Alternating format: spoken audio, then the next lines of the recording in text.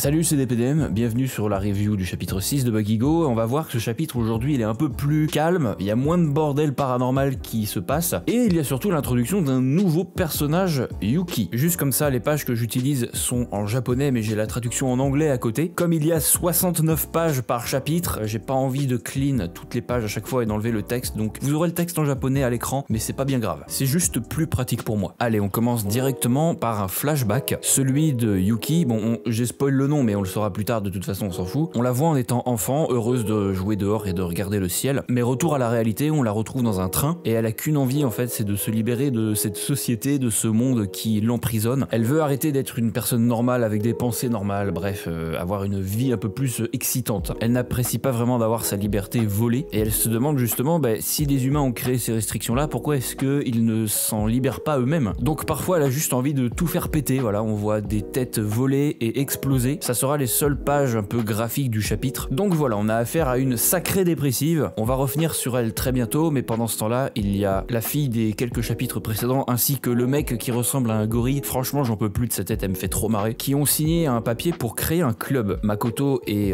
Kokudu ont souhaité créer un club de marche, c'est plus une couverture en fait, on va voir, pour aller chercher des bugs. En fait, il ne recherche pas vraiment de membres, il a juste besoin des signatures pour créer le club, donc nos deux amis ne rejoindront probablement pas le club de Makoto et de Kokudu. Il leur manque une signature et ils vont voir justement la fille Yuki qu'on a vue au tout début du chapitre. Elle signe sans trop poser de questions, bizarrement, on sait pas trop ce qu'elle a derrière la tête, mais voilà qui arrive ses camarades de classe qui lui demandent de copier ses devoirs et elle accepte sans trop poser de questions également, et on rentre une nouvelle fois dans sa tête. Elle a envie d'une seule chose, c'est de tout faire péter. On voit la tête de tous ses camarades de classe sauter, même celle de Kokudu et de Makoto d'ailleurs, sauf que ça ne se passe que dans sa tête évidemment, la réalité est tout autre, tout le monde est encore vivant. Les deux protagonistes se rendent dans le bureau des professeurs pour montrer à quel point ils ont envie de créer un club pour marcher dans la rue. Makoto il baratine des trucs en mode je veux découvrir la ville, m'engager comme si c'était ma seconde maison, etc. Et ça fait chialer le prof, c'est très très beau. Ils se rendent dans la nouvelle salle qui fera office de club, qui est vachement en bordel. Kokudu va réciter une espèce de phrase à l'envers, doublement à l'envers même. Il récite « Cet endroit est sale, je ne peux pas le nettoyer tout seul ». Il utilise donc un life hack afin de créer une pièce secondaire, toute propre, comme si rien n'avait jamais existé dans cette pièce au final, comme si elle avait toujours été propre, et ça va leur servir en fait de QG. Bizarrement, il y a quelqu'un qui vient toquer à la porte, sauf que il est écrit dans le bouquin avec tous les life hacks « Ne pas ouvrir la porte menant vers l'extérieur ». Ça n'arrivera pas dans ce chapitre, mais peut-être que ça arrivera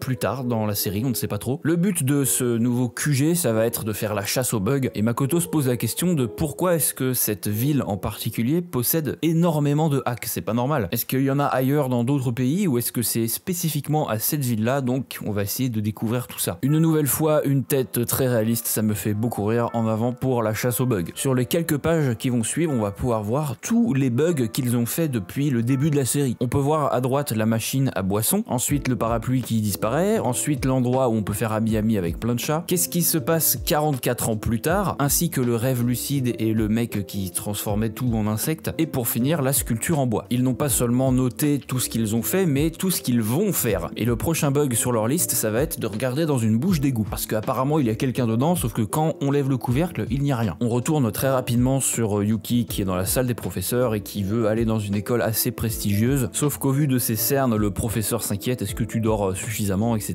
Mais malheureusement non, elle bosse toute la nuit. On a ensuite un espèce de zoom sur son tiroir avec des bruits qui font tic-tic, comme s'il y avait une horloge dans son tiroir, mais on en saura plus après. En partant, elle remarque la feuille qu'elle a signée pour le club de Makoto et Kokudu, et elle pense que c'est uniquement une perte de temps. Pourquoi faire un club pour marcher dans la rue, ça n'a pas de sens. Elle est très ancrée dans le travail en fait, elle n'a fait que ça de toute sa vie, et encore une fois on retourne dans sa tête où elle fait sauter la tête du prof, qui d'ailleurs avait une perruque. Voilà, plot twist du chapitre, le prof est chauve. Sur le chemin du retour, elle pense un peu à tout ce qui s'est passé dans la journée, elle repense aux deux protagonistes qui sont toujours ensemble, et elle s'imagine l'espace d'un instant avec eux. En se rendant compte de ça, elle fait sauter les têtes, et on apprend pourquoi elle pense à tout ça, pourquoi elle pense à faire exploser tout le monde. C'est parce que depuis toute petite, ses parents l'obligent à travailler, à devenir une très bonne élève. Elle n'a aucune vie en fait, elle vit uniquement pour les notes, l'argent, un avenir radieux et sécure, etc. Ses parents l'empêchaient même de se divertir avec toute forme de divertissement. Voilà, t'as pas le droit d'avoir des ballons, t'as pas le droit de sortir dans la rue, t'as pas le droit de jouer dans le jardin. Et une fois qu'elle sera embauchée dans cette méga entreprise, elle voudra tout faire sauter. Alors on sait pas vraiment si elle a envie de devenir une terroriste et de faire péter toute la ville, mais visiblement c'est la réalité qu'elle souhaite, probablement pour se venger de ne pas avoir eu d'enfance et d'être à nouveau libre. Et juste après, on a de nouveau un zoom sur son tiroir qui contient une bombe. What the fuck? Donc je pense qu'elle a prévu de se foutre en l'air quand le timer de la bombe atteindra 0, mais ses idées vont vite être remises en place parce qu'elle va croiser Kokudo et Makoto dans la rue avec leur bouche d'égout. Elle passe devant eux sans trop faire attention. Elle se demande quand même vraiment ce qu'ils sont en train de foutre avec un sachet plastique pendu au-dessus de la bouche d'égout. Et pendant l'espace d'un instant, une nouvelle fois, il y a sa version enfant qui souhaite les rejoindre pour jouer avec eux. Sauf que dans sa tête, elle s'en empêche, elle se force de ne pas aller voir ce qui se passe pour rester concentrée et focus sur le travail. Elle rejette toute forme de distraction comme ses parents l'ont si bien appris. Mais ça ne fonctionne qu'un temps parce qu'elle va quand même être curieuse et elle va demander ce qu'ils font. Sauf que Makoto et Kokudo ne peuvent pas impliquer d'autres personnes qu'eux-mêmes dans la chasse aux bugs. C'est beaucoup trop dangereux et puis les autres ne comprendront probablement pas ce qui leur arrive. Ils vont inventer un prétexte comme quoi leurs clés sont tombées dans la bouche d'égout, ils les cherchent. Elle va continuer de poser des questions en mode mais c'est pas normal ce que vous faites là, t'as perdu les clés de ton vélo mais il est où ton vélo en fait? Mais dans sa tête en même temps elle se dit non arrête, faut pas que je me mêle de tout ça, je suis juste en train de demander, je suis pas curieuse. La curiosité est un vilain défaut, ça on le sait tous. Elle a vraiment envie de voir ce qui se cache dans cet égout, donc on a de nouveau des flashbacks de lorsqu'elle était petite, elle s'approche auprès d'un arbre avec un trou pour chasser des insectes, mais sa mère l'en empêche, et on voit qu'elle arrivait quand même à s'amuser quand elle était petite, elle voulait que ça. De toute façon, un enfant c'est fait pour s'amuser, se dépenser, être créatif, et on peut la voir justement construire un château de sable, faire des dessins, lire en cachette. Elle a toujours cette âme d'enfant en elle qu'elle veut juste exprimer. Depuis tout à l'heure, Makoto essaye de l'en empêcher, mais elle finit par le faire voltiger d'un gros coup de pied, et on peut voir ses AirPods tomber dans la bouche d'égout. Elle finit par jeter un œil dans la bouche d'égout. Dans un premier temps, elle ne voit rien, mais une lumière apparaît, et d'un seul coup, son AirPod tombe du ciel. C'est comme si le hack permettait de retrouver justement des objets disparus, à condition d'avoir perdu son objet dans un premier temps. Les trois personnages lèvent les yeux au ciel, et ils voient un œil géant les observer. Plus précisément, c'est l'œil de Yuki, qui vient de regarder dans la bouche d'égout. Je n'ai pas encore très bien compris la signification de ça, je pense que quand tu regardes dans la bouche d'égout, ça te fait voir quelque chose, donc là ça te fait voir en l'occurrence la vision du monde. Les trois sont quand même très choc-barres, hein, surtout Makoto, j'aime bien sa tronche, mais Yuki en pleure, comme si elle avait une révélation, comme quoi sa vie d'enfant peut effectivement continuer. On a une dernière fois un plan sur le tiroir avec la bombe qui ne tique plus, donc elle a peut-être décidé de mettre fin à ses idées sombres et de désamorcer la bombe. On arrive à la fin du chapitre avec Yuki qui dit à son professeur principal qu'elle a enfin réalisé à quel point le monde était grand. Ça doit être donc ça la vision qu'elle a eue avec l'œil géant dans le ciel. Elle a pu voir que le monde était en fait bien plus grand que sa petite boîte où elle apprenait toute la journée. Tellement de choses à voir, et justement elle va vouloir en savoir plus. Elle va rejoindre le club de nos deux zigotos, et en parlant d'eux on les retrouve dans leur base secrète. Le prochain life hack qu'ils vont vouloir tester, ça va être de s'appliquer un masque sur la peau pour voir si l'hydratation reste 2 fois plus longtemps. Ça ne sert à rien si vous voulez mon avis. Quelqu'un toque à la porte du club, qui n'est nul autre que Yuki, qui a coupé ses cheveux d'ailleurs. Fin du chapitre. Qu'est-ce que ça implique? Eh bien un nouveau troisième personnage principal. Le seul problème c'est que Makoto et Kokudo font la chasse aux bugs, comme on l'a dit, ils ne veulent pas impliquer d'autres personnes qu'eux. Sauf que cette personne Yuki a vu un œil géant dans le ciel, donc elle se doute que quelque chose se trame. Vu qu'elle n'a pas eu de réaction exagérée, peut-être qu'elle va vouloir aider les deux zouaves à faire la chasse aux bugs, je ne sais pas trop. Et comme on a vu qu'elle avait des idées sombres, peut-être que le terme bug ego, on y vient, va prendre tout son sens. Elle va peut-être se sentir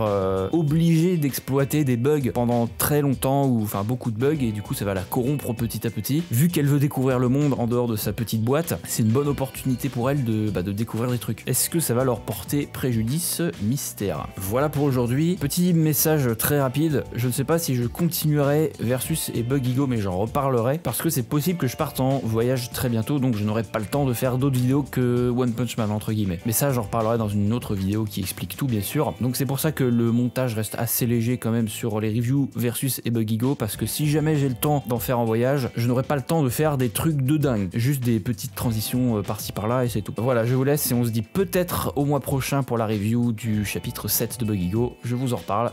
Ciao.